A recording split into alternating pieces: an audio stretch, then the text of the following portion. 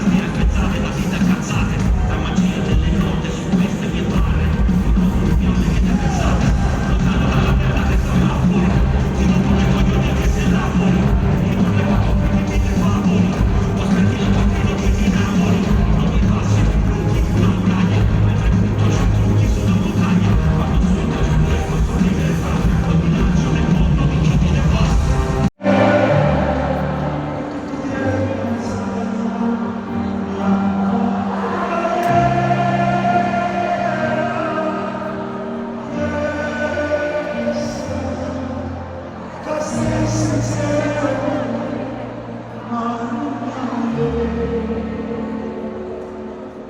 di questa città ci hanno imparato a cantare, ci hanno imparato a ascoltare, ci rappresenta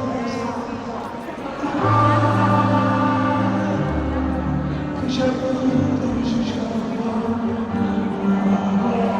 e para a ieri e